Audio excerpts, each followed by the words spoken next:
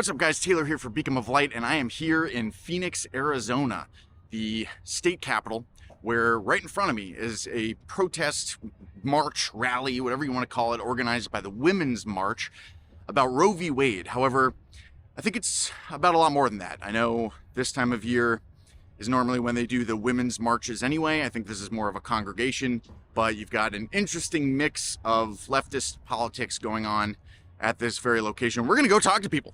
So come with me.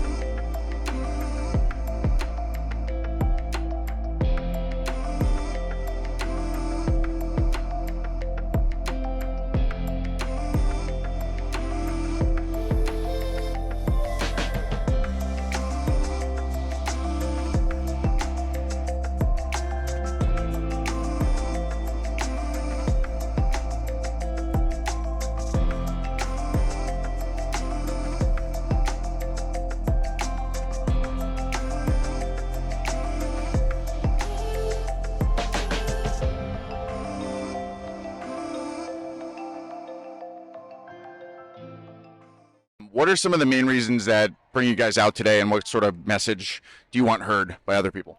I think as a younger generation, we just want to support grassroots organizations that come out and want to show support. Yeah. And I think women and people who need abortion should have greater access to them. And then we also got registered to help people sign petitions and things. So we're really interested in working in that grassroots organizations, like she said. Awesome. And then tell me about Roe v. Wade and how it was signed into law and all that stuff. You guys know about that? I'll pass on that question. I just think it was really helpful for women. It wasn't a perfect bill, but it was really helpful for women and people who needed abortions.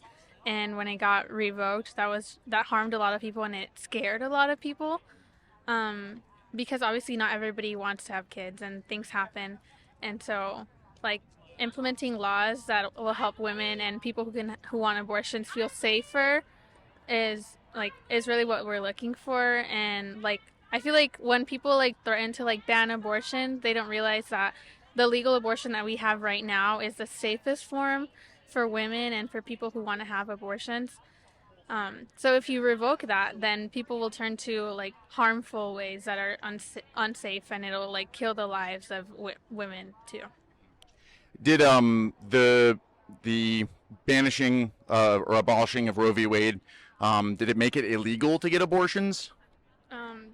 That was up to different states. So in Arizona, I think it's women can have an abortion up to 15 weeks, and then after 15 weeks they can't, which is kind of it doesn't make a lot of sense if the baby has issues that are detrimental to the health, and it won't survive outside the womb. If the woman realizes that too late, then she has to carry that baby to term, and it's not fair, because in giving birth to the baby, she could harm her life and the baby will not survive, and that can be detrimental to her health and her mental health. What's the job of the U.S. Supreme Court? I think the job of the U.S. Supreme Court and all political organizations and governments is to serve the people. Their job is to implement what the people want. Protecting women. That's the job of the Supreme Court? Protecting women and uplifting our rights. Gotcha. So if the general population is calling for abortion rights, serve the people. Gotcha. So my understanding is that the Supreme Court's job is to uphold the Constitution, right? Nowhere in the Constitution does it talk about abortion, right? It doesn't talk about anything like that. So I think a lot of people, not necessarily me, think that it was the right decision to abolish that, to leave it up to the states, because the states should decide on laws like that, as opposed to the Supreme Court making it a federal law, where nowhere in their job is to uphold the Constitution. Any thoughts on that? I think the Constitution, my opinion, I think the Constitution should be revisited and updated as our population grows and matures, and so I think that part should be revisited. And if the states are left with that power, then let's revisit the state's constitution or whatever body of law is doing that. Because I mean, probably abortion wasn't okay when the Constitution was written, but it is now, and it's something that women need now. So if we need it now, then we should write a law for that and things that abide by that. I'm so grateful to be your MC today. Thank you so much for showing up and showing out with all of these amazing organizations here today, and for stepping into the fight for reproductive freedom.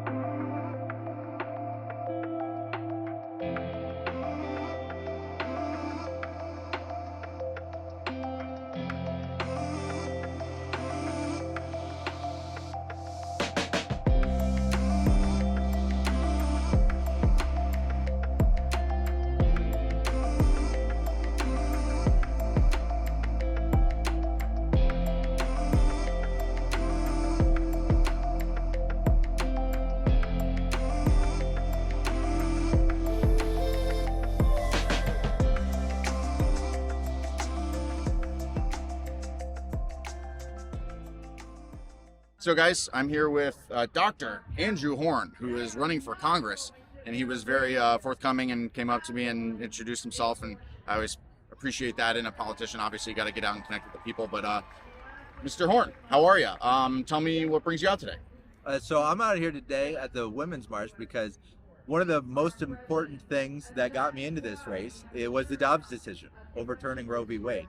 I have a 10-year-old daughter, and she's growing up here in our community, just as I did, and now she has fewer rights than her mother, for instance. So the Dobbs decision overturning Roe v. Wade was a big motivating factor to get me into this election, and that's why I'm out here supporting people and speaking with the community. Awesome, man.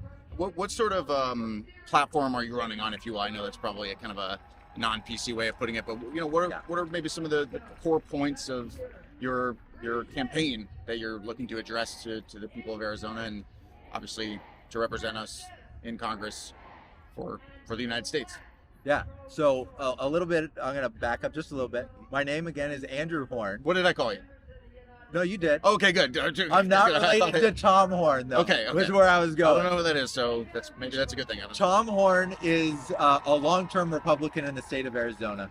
He was our former Attorney General. He's currently, right now, our Arizona Superintendent of Public Instruction. Okay.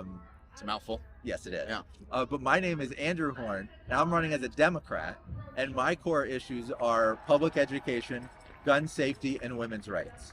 And so I'm running in Arizona's 1st congressional district that's currently held by David Schweikert, and I'm running to remove him and get in there. Yeah, awesome. And as far as Roe v. Wade goes, I mean, we're two dudes sitting here talking about it, Yeah. But Yeah. I think we can have a conversation too, especially since you're, running to go represent us in DC. What's your understanding of Roe v. Wade as a constitutional matter? And if I'm not mistaken, the Supreme Court's job is to kind of uphold the Constitution. Yeah, so it was held in before under right of privacy, and that's reasonable, I suppose. I think there are a lot of different ways to tackle it, but as a constitutional matter, I think every woman has a right to decide what happens within their own body. And COVID, that's a big thing where bodily autonomy, as they would say, is a right for everybody. If you want to not get a vaccine, that is your right. There are some side effects of that. By maybe you're not allowed to go to a public school or enter a federal building, for instance, but that's your right. And a woman has a right to decide what lives within her body. And it's not only, we think about abortion, and there are, of course, all of the horror stories about that really don't come to fruition so much about like, oh, a 39-week abortion. Extraordinarily rare and really doesn't happen so much. What does happen is a fetus may die within a woman, and then for the woman to stay alive, she needs to abort that pregnancy because there is no viability there, and the woman will die if she's not allowed to have an abortion, and we need to protect her. Well, as it comes to back to the Supreme Court and their job to uphold the Constitution, the conservative judges, at least Amy Coney Barrett and maybe a couple other ones, Roberts, they claim that it's not a constitutional matter and that it should be in the hands of the states, if I'm not mistaken.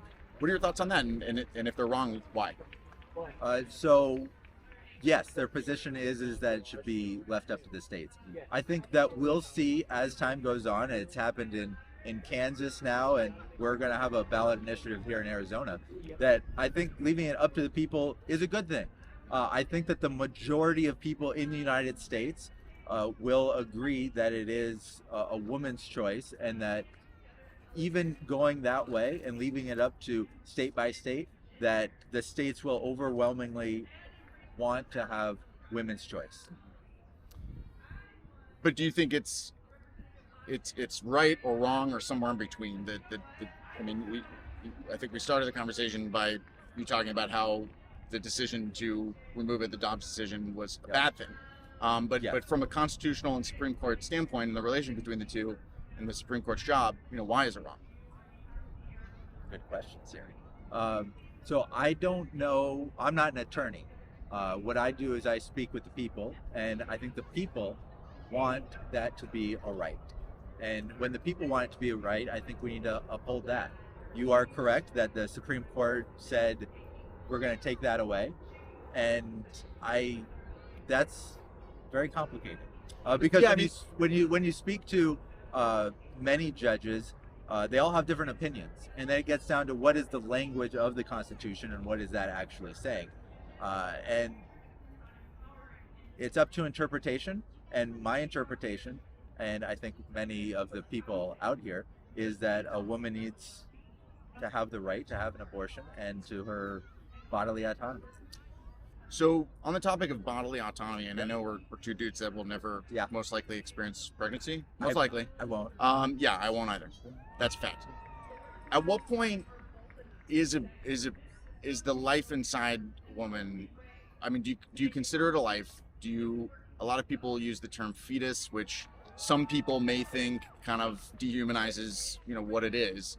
At what point do you believe in abortion up until, the moment of birth? And I know a lot of people's counter argument to that is that there's a very small percentage, if any, that are done that late. But at what point would you consider it a life? And would you consider it something that you shouldn't terminate, or to use the medical term, I suppose? I like the medical term, terminate. That is, so there are a couple of things there. One, there's a personal opinion, right? And then there's also what do I need to, as my personal opinion, force upon somebody else? So my personal opinion, yes.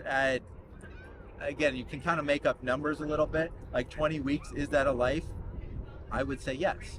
At 15 weeks, is that a life? I would probably still say yes. That entity, that fetus, that unborn person is life, and it has a lot of meaning to that woman and the father, and they will name it and they'll nest, and that's very important to them. I'm not going to come in and say that's not a person, but that woman needs to have the choice to terminate that pregnancy if it's not the right time for them, if it's undue mental anguish for them, if they're raped or under various circumstances. Would you say that an alternate word, a lot of people would say that an alternate word to terminate would be kill. You did just say that you're not going to say that it's not a person. Well, if it is a life, are you then killing a life? Kind of, yeah.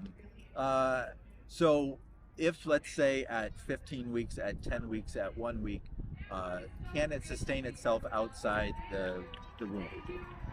If it can't, then yeah, when do these things, when do these fetuses, unborn babies, when are they considered their own entity, if that makes sense? So yes, I think that there's a very valid case that if you're terminating a pregnancy at 20 weeks, 25 weeks, at 5 weeks, you are killing a life. Prerogative. My body, my choice.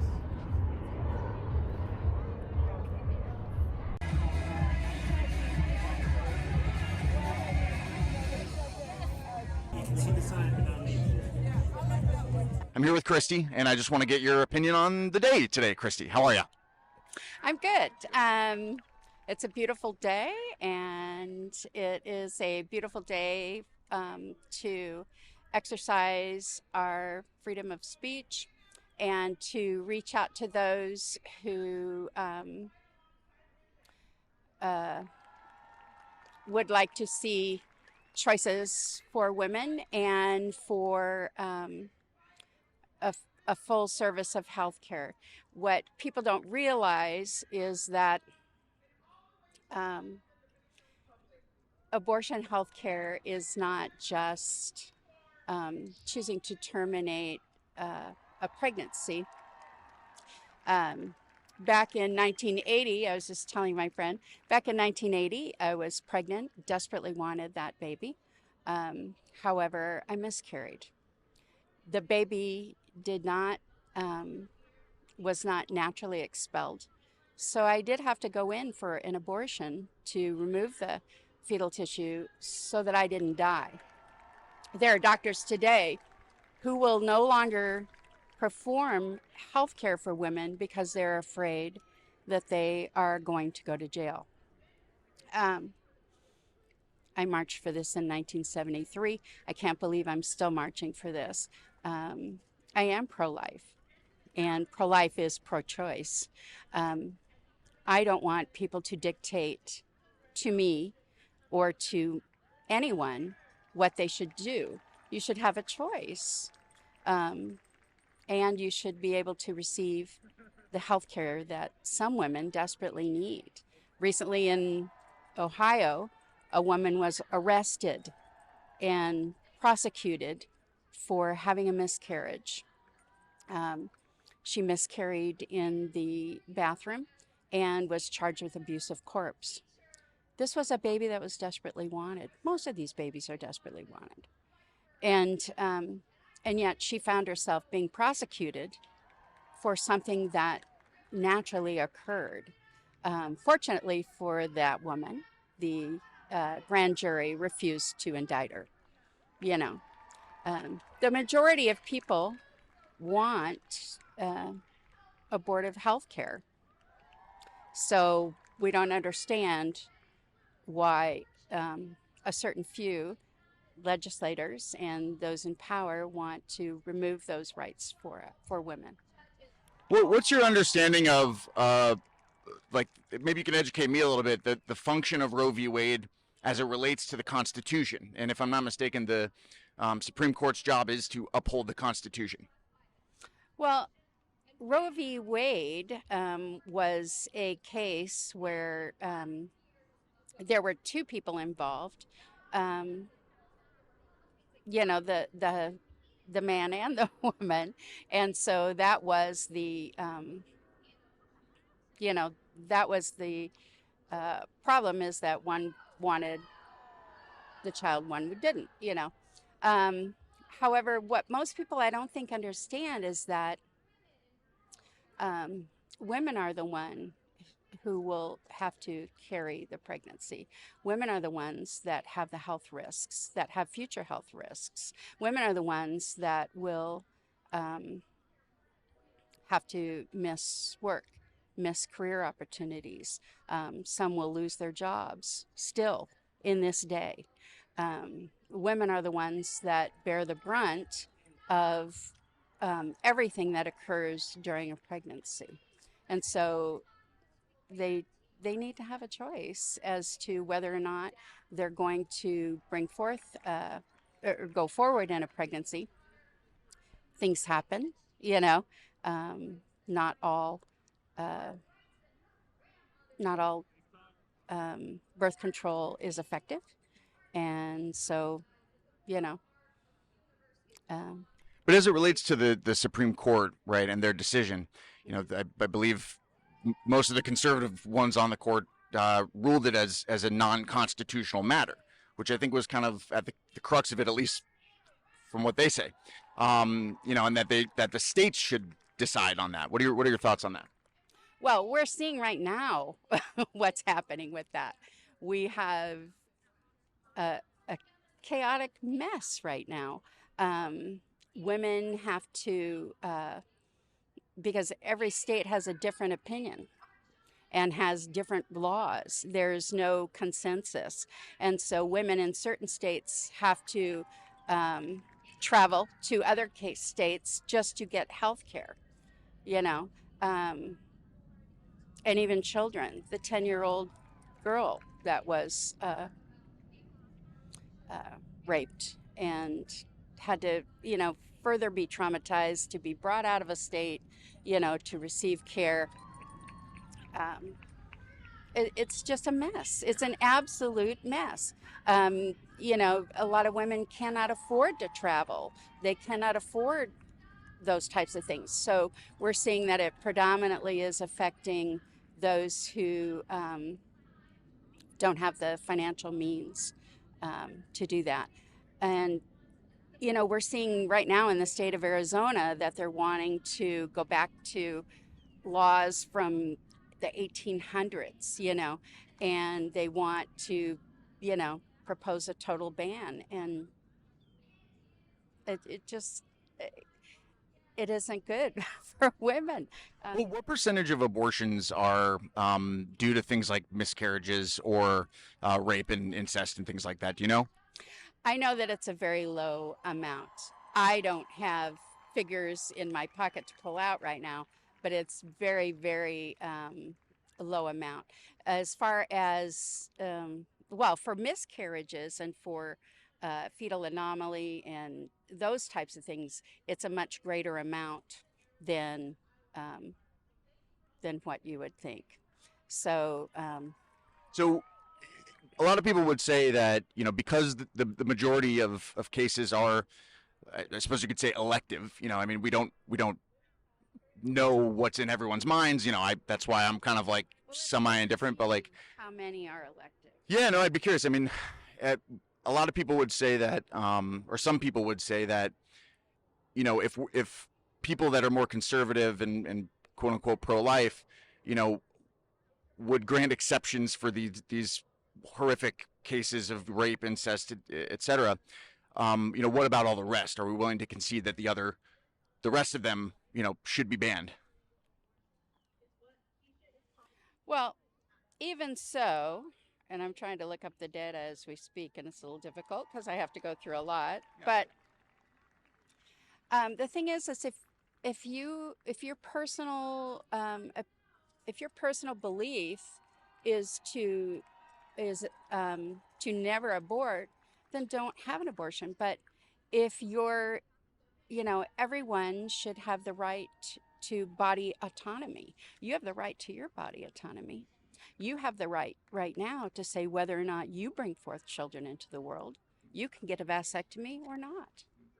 I could also abstain, which is the biggest way to not get someone pregnant.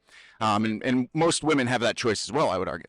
But also, from a conservative standpoint, you know, I do believe that children are a blessing from God. But God gives us many blessings. And throughout the Bible, it shows that we are to manage those blessings. Oh, here's a question.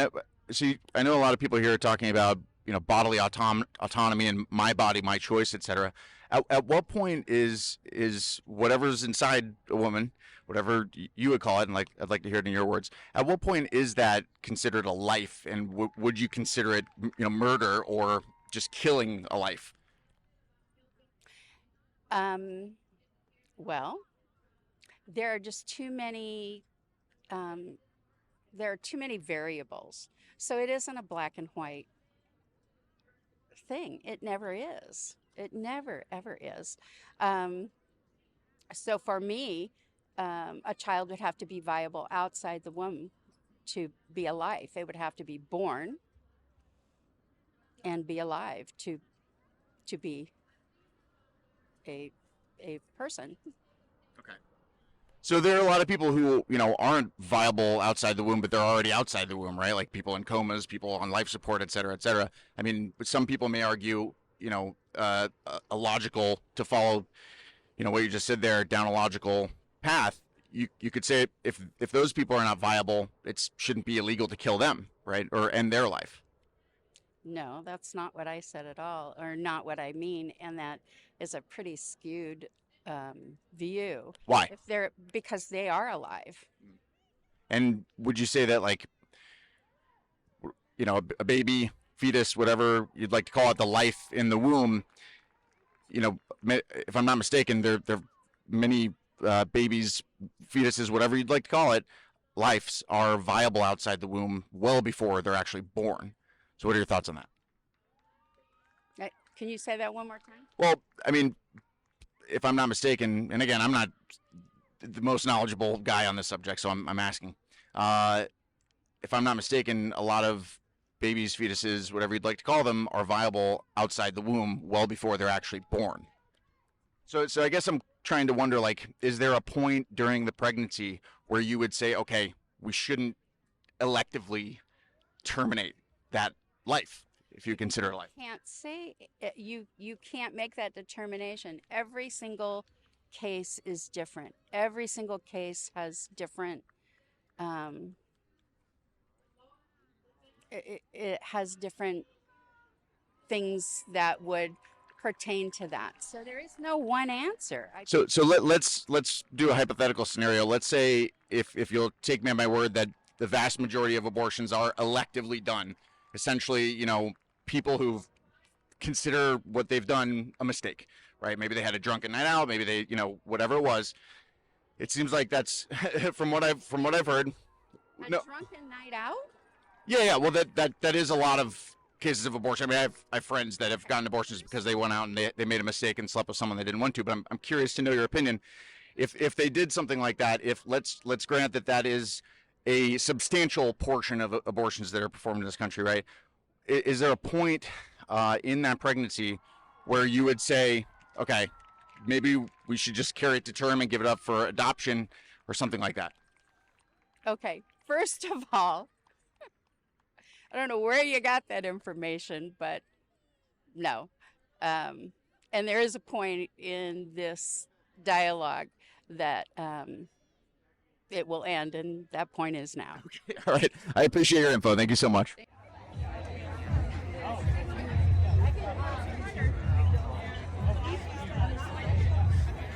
What we need to be doing now is getting organized to overthrow this system. And we have a chance now to take this whole system down because the rulers are at each other's throats. They've already told you they're not going to respect elections they lose. So why are we wasting time? Time we do not have. The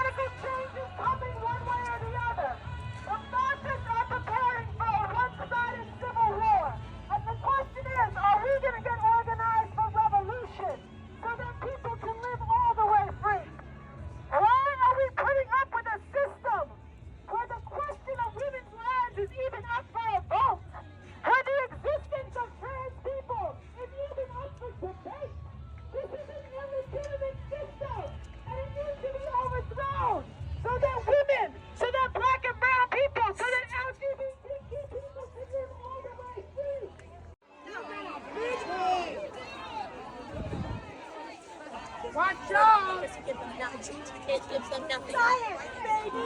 Science! Oh yeah, science, baby. Because babies You have want to autism. be slaves. You assholes want to be slaves. You ought to be ashamed of yourself. You should. Shame on you. Killing babies.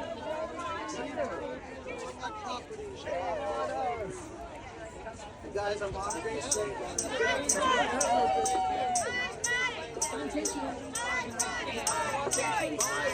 My choice! My body! My choice! My body! My choice! My body! My choice! My choice! My choice! My choice! My choice!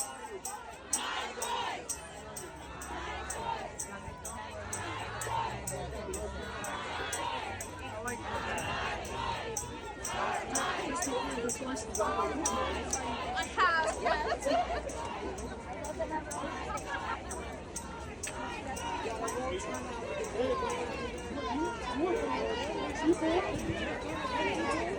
Separate the church and state. 2, 4, 6, 8. Separate the church and state. State our street. State our street.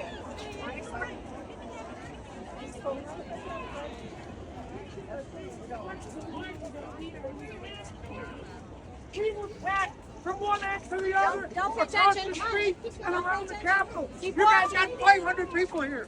Big deal. We have it all over.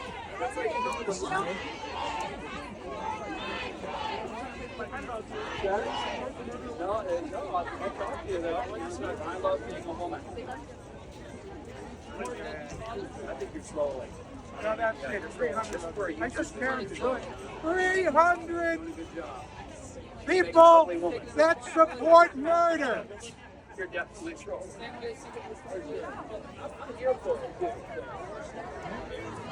All right, guys, well, that's going to do it for this video. If you like the video, hit that thumbs up button, subscribe to the channel, leave a comment. But actually leave a comment, and I know a lot of YouTubers say this, but leave a comment and let me know what your thoughts are, because I just want to get all the information I can from you guys, and I really appreciate the support. I love having dialogue and conversation with people. You know, I didn't get as many interviews today as I would have liked, but there was such an anxiousness to the crowd, such a fervent, kind of a very nervous, neurotic feeling to it. Could it be because it was all women there pretty much and a bunch of freaking, you know, beta males? I don't know, but you know, I appreciate the people who interviewed with me and allowed me to interview them, and I appreciate your support more than anything. So hit that like button, hit the subscribe button, leave a comment most importantly, and I'm gonna have more videos to come. Thanks, guys.